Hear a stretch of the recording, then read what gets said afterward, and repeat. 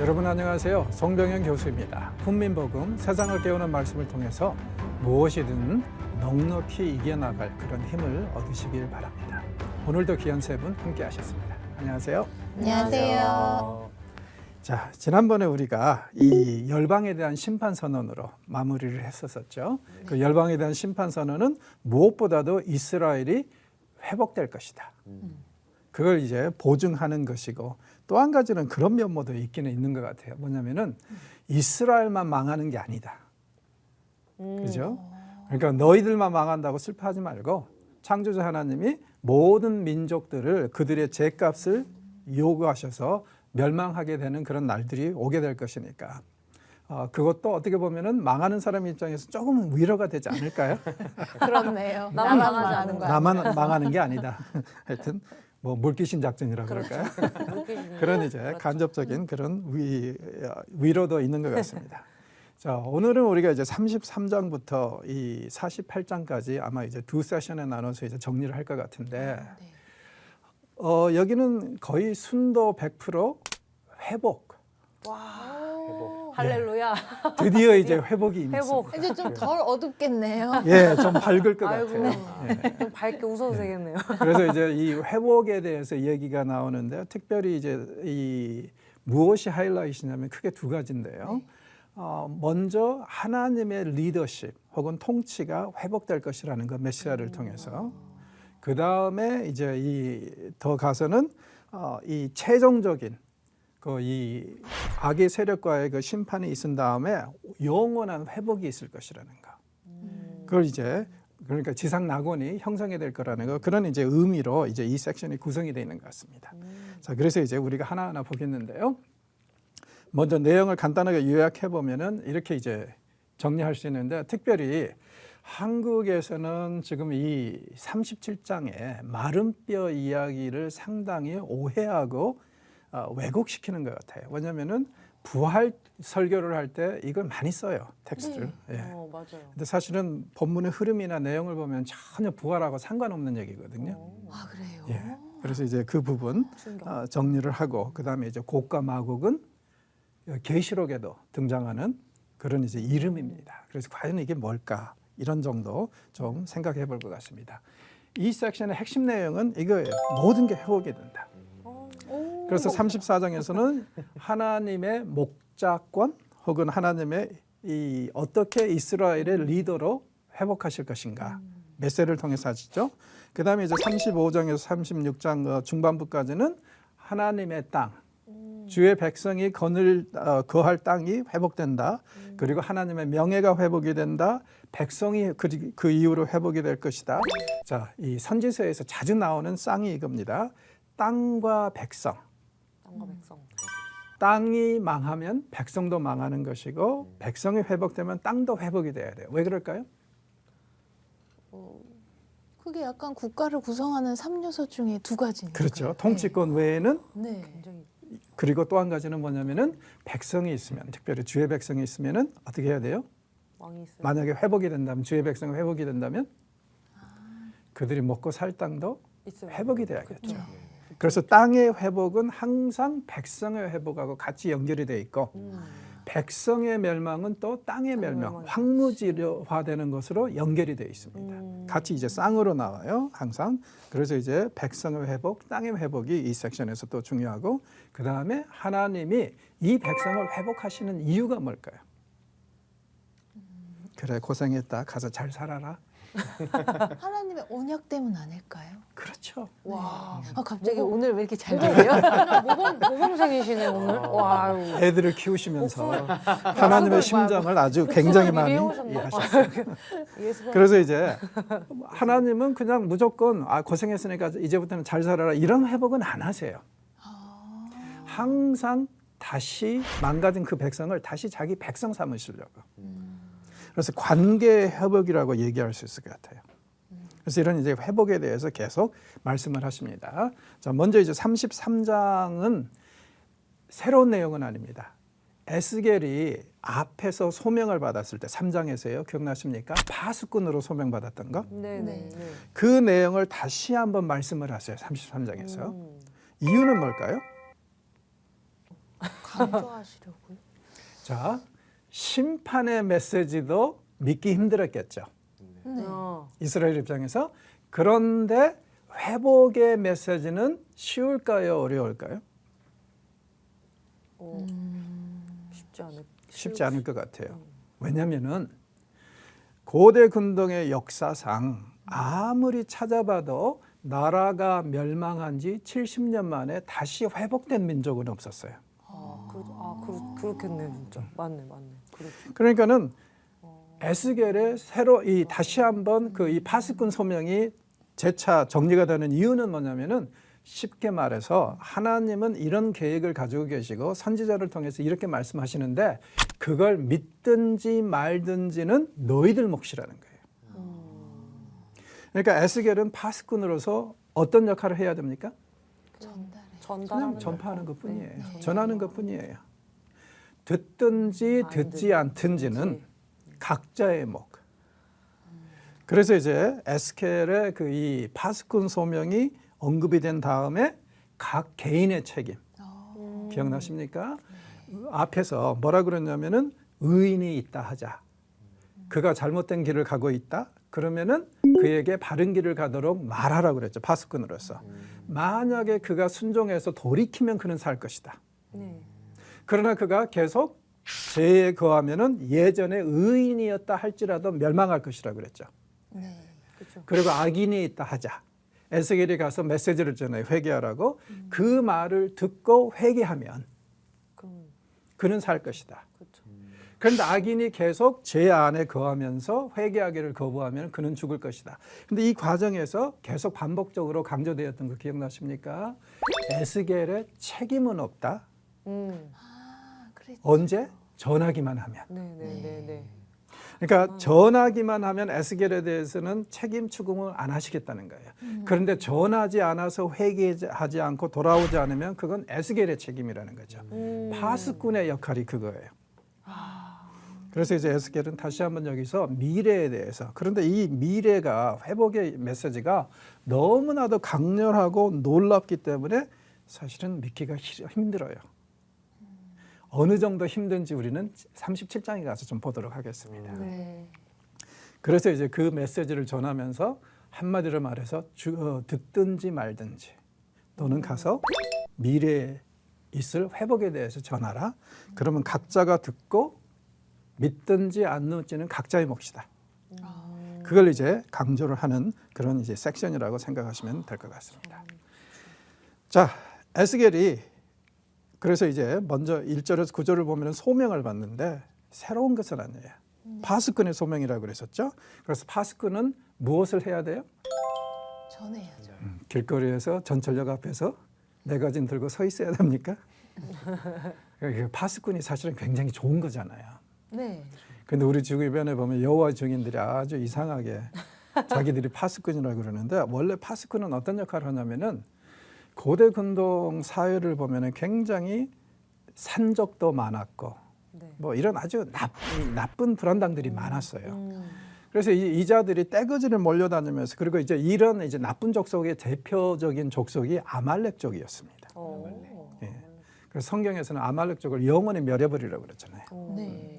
어떤 자들이냐면 이게 떼지어 돌아다니면서 약탈하고 자기네들이 힘을 과시하는 그런 게 아닌데 특별히 이 자들이 언제 활동을 하냐면은 추수 시즌에.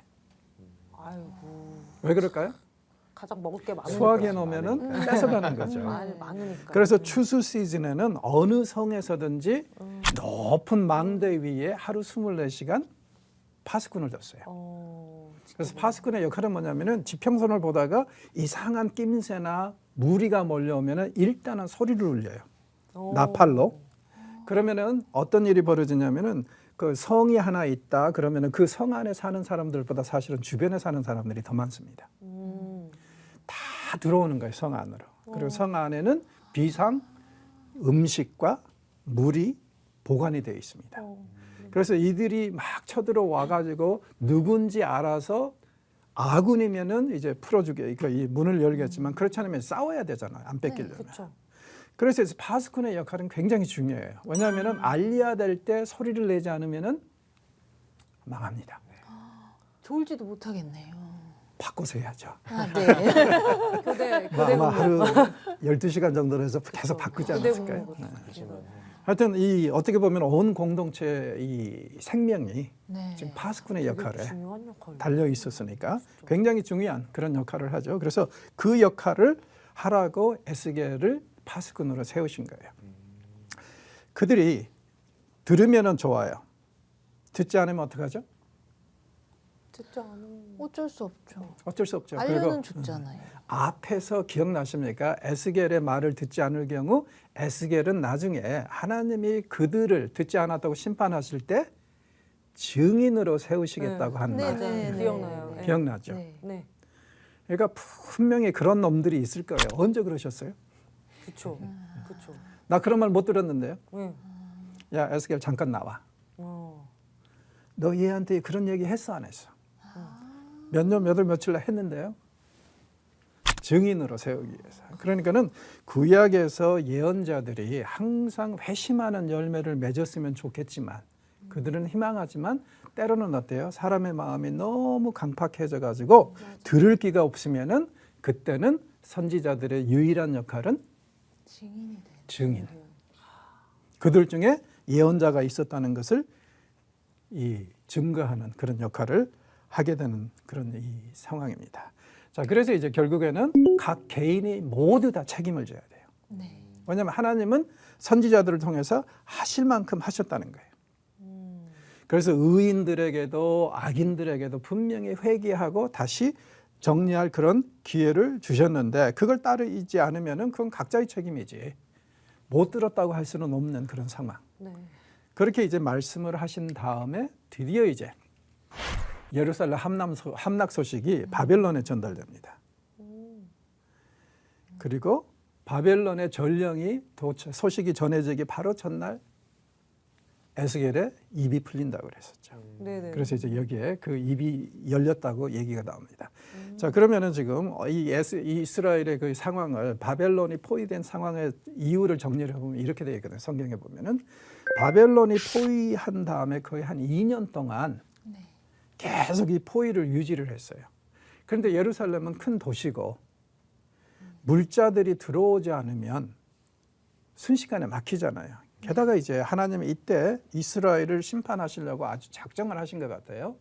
그래가지고 원래 이 예루살렘에는 이른 비와 늦은 비가 10월, 11월에 그리고 3, 4월에 또 와야 되거든요. 네. 2년 동안 비가 오질 않았습니다. 아이고. 기록에 보면 어떻게 됐을까요? 그럼 성 안에서 뭐 재배할 수도 없겠네요, 그렇죠. 농작물을. 아예 상추 같은 것도 심어 먹을 수가 없죠. 말라 죽었겠네. 그리고 주변에 다 그렇게 돼 있으니까 포위하고 있으니까. 그래서 예루살렘은 한마디로 말해서 바벨론의 손에 무너졌다기보다는 스스로 무너졌다.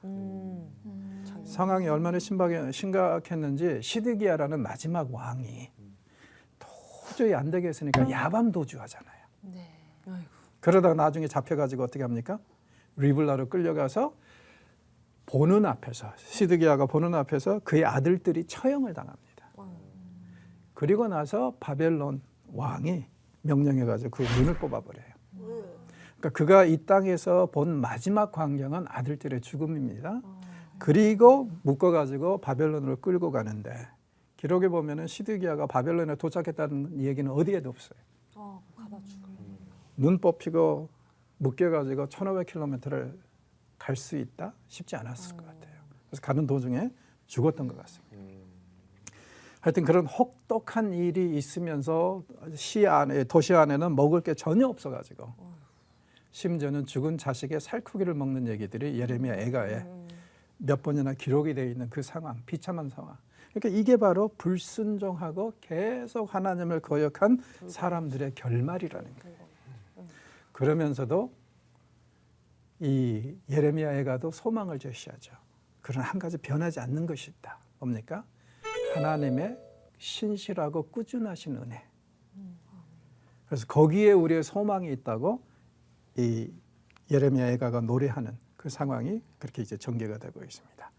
자, 그래서 이제 이 예루살렘 함락 소식이 바로 다음 날 전달되기 그 전날에 에스겔의 벙어리 생활이 끝이 납니다. 지난 한 7개월 정도, 7, 8개월 정도 진행이 됐던 것 같아요. 그리고 이제 다시 한번 예루살렘에서 유행하는 말에 대해서 하나님이 분명히 아니라고 정리를 하십니다. 기억나십니까? 예루살렘에 남아있는 자들이 자꾸 하는 얘기가 바벨론으로 끌려간 사람들은 죄값으로 인해서 끌려갔다는 거예요. 그리고 자기네들이야말로 남은 자들이다. 예전에 하나님이 아브라함을 통해서 수많은 민족을 그 백성을 세우신 것처럼 우리를 통해서 예루살렘에 남아있는 자들을 통해서 큰 일을 하실 것이다. 계속 이렇게 떠들어대고 있어요. 근데 이건 정말 상황을 판단 못하는 것이라 그랬죠. 왜냐하면 하나님은 구원하실 만한 자들, 거룩한 씨앗으로 쓰실 만한 자들은 605년에 597년에 이미 어때요? 빼돌리셨으니까. 네. 그렇죠. 그때 이미. 그래서 이제 완전히 지금 상황 판단도 못하고, 그리고 이런 얘기를 들을 때 바벨론에 끌려와 있는 사람들이 받은 위로와 은혜를 한번 상상해 보십시오. 605년에 끌려왔을 때, 597년에 끌려왔을 때 대부분 이 끌려온 사람들이 신앙생활 잘하던 사람들이고 정말 하나님을 경외하는 사람들이었는데 그들 계속 이게 상처로 남아 있었을 것 같아요. 네. 어찌하여 선하신 하나님이 우리를 벌하셨는가? 약속의 땅에서 하나님의 땅에서 내치셨는가? 게다가 예루살렘에 남은 사람들은 자꾸 떠들어대요. 자기네들이 남은 자들이라고, 하나님이 쓰신 거룩한 씨앗이라고. 그래서 거기서 오는 열등감, 네. 그리고 뭐 이런 이제 절망, 좌절 많이 있었을 것 같아요. 네. 근데 정작 에스겔 선지자는 두세 번 그렇게 얘기를 했었죠. 아니다. 상황 판단이 잘못된 거다. 바벨론에 끌려온 너희들이 바로 남은 자들이고 거룩한 씨앗이다. 이렇게 얘기할 때마다 바벨론에 끌려와서 어떻게 보면은 지난 수년 동안 하나님을 원망했던 사람들이 어떻게 변했을까 한번 상상을 해보십시오. 정말 말 그대로 문자적으로 원망이 찬송으로 변하지 않았을까요? 그렇죠. 그렇게. 감사로 변했을 것 같아요. 아, 그랬었구나. 네. 하나님이 이런 일을 위해서 우리를 미리 여기에 바벨론에 보내셨구나. 이건 보라로 우리를 내치신 것이 아니라 네. 우리를 보존하기 위해서 보내신 네. 거구나. 자, 그런 경험 한두 번 하고 나면은 신앙생활이 굉장히 편해집니다. 맞아요. 쉬워집니다. 믿는 구석이 생기잖아요. 맞아요. 그러니까 이런 경험은 우리에게 굉장히 필요한 것 같은데 이 경험을 다시 한번 여기서 말씀하고 있습니다. 예루살렘에 남아있는 자들이야말로 멸망할 자들이고 네. 다 썩어 없어질 자들이다. 사실은 그게 맞아요. 왜냐하면은 여러분이 바벨론 사람들이라면은 어떤 사람들을 바벨론까지 끌고 오겠습니까? 1500km를. 좀 똑똑한 사람들. 그렇죠. 중요한 사람. 중요한 사람. 중요한 사람들, 귀족들, 똑똑한 사람들, 그렇죠. 제국의 부에 기여할 수 있는 사람들. 그렇죠. 여기에 많이 속한 사람들이 사실은 제사장들이고, 왜냐면 많이 배웠으니까. 네. 네. 그랬었는데 그렇게 본다면은 사실 예루살렘에 남은 사람들은 어떤 사람들이에요? 똥멍청들. 끌려갈 가치도 없는 사람들. 그렇죠. 데려다가 쓸 데가 없어. 그래서 남겨뒀어요. 그런데 이걸 아는지 모르는지 자꾸 엉뚱한 소리를 해. 그죠? 그러니 하나님이 보시기에는 얼마나 가소롭고 어이없겠어요. 자기네들이 남은 자라. 어이없어. 자, 이렇게 이제 말씀하시고 난 다음에, 자, 그렇다면은요, 예루살렘에서 바벨론까지 끌려온 사람들은 경건한 사람들일까요? 모두 다? 모두 다라고는 말하지 그렇다지. 다니엘과 세 친구 에스겔 같은 사람들이 분명히 있어요. 네. 중간중간에.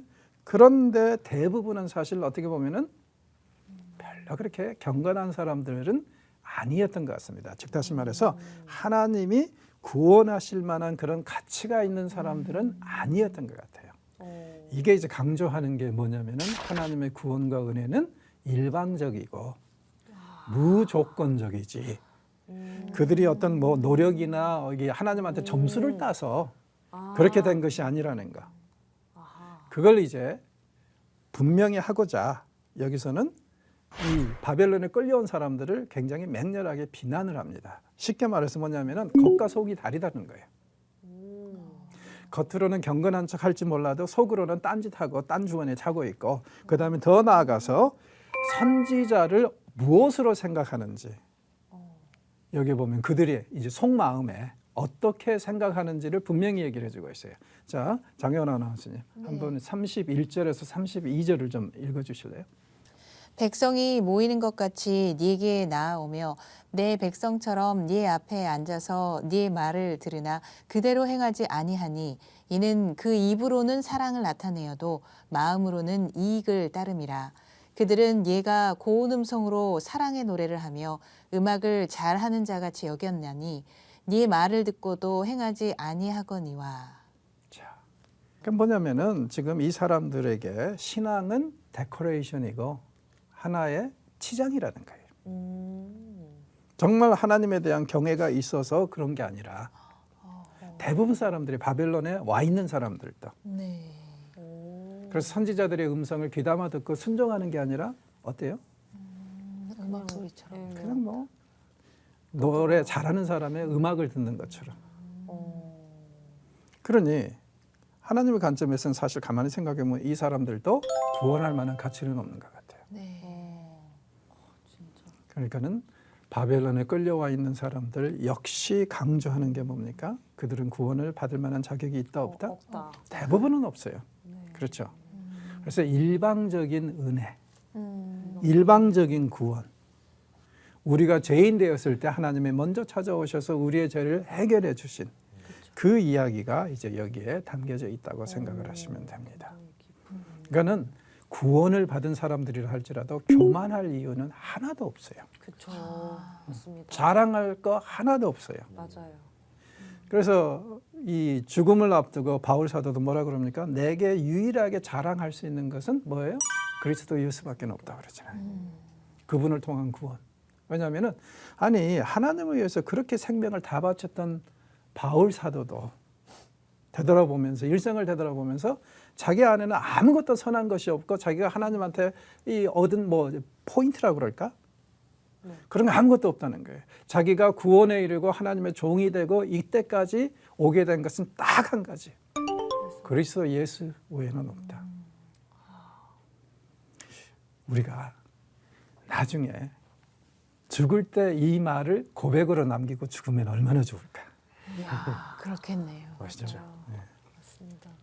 자, 그래서 이제 이 비록 상황은 다르지만은 예루살렘에 있는 사람들이나 이 바벨론에 있는 사람들이나 사실은 심판을 받아 죽기에는 마찬가지인데 하나님이 구원하신 이야기가 이제 이렇게 기록이 되어 있습니다. 33장에. 자, 오늘은 여기서 이제 마무리를 하고자 하는데요. 혹시 질문 있으시거나 뭐 하시고 싶은 말씀 있으면 하십시오. 저는 그 찬양이 생각나요. 찬양이. 제가 또 CCM 가서 그런가 또 찬양이 생각나서 그 찬양 아시는지 모르겠는데 은혜 아니면 나서지 못하네 이런 찬양이 있거든요. 딱 이 말씀을 듣는데 오늘은 또 하나님께서 찬양 가사가 또 생각나게 하셔서 아 정말 은혜가 아니면 그 어떤 사람도 서지 못하는구나 라는 그 가사가 너무 강력하게 제 머릿속과 마음속에 탁 박아주셔서 그 누구도 자랑할 것이 없다. 하나님 우리 앞에서는 딱 그렇게 오늘 말씀해 주신 것 같아서. 그렇죠. 네. 바벨론으로 미리 빼돌리신 사람들도 결국에는 은혜라는 것을 고백할 수밖에 없죠. 맞아요. 저는 좀 이런 하나님의 섭리에 대해서 좀 배워가는 것 같습니다. 어려운 말을 쓰시네요. 굉장히 이게 저도 이게 하나님께 한번 좀 고난을 받은 적이 있었는데 고난을 받을 때에는 내가 그래도 열심히 했고 물론 내가 이런 죄인이지만 어떻게 하나님이 이렇게 또 심판을 하시나 이런 힘든 적이 있었는데 나중에 이제 요즘 말로 막 빅픽처 막 이러잖아요. 하나님의 큰 그림을 보니까 이런 바벨론에 먼저 이렇게 끌려간 사람들도 하나님이 먼저 이렇게 빼돌렸던 것처럼 옛날 시대에도 하나님 섭리 안에 살아가고 지금도 똑같이 하나님 섭리 안에서 우리가 살아갈 수 있으면 고백한다. 방금 이제 말씀해 주신 것처럼 우리가 하루에도 몇 번씩 고백하는 거 하나님의 은혜가 없이는 살 수 없다. 거 오늘 또 고백하는 시간인 것 같습니다. 형제님 뭐 생각나는 찬송 한 부분 없으세요? 괜히 궁금해지네. 자, 수고들 하셨고요. 다음 주에 이제 마무리하도록 하겠습니다. 감사합니다. 감사합니다.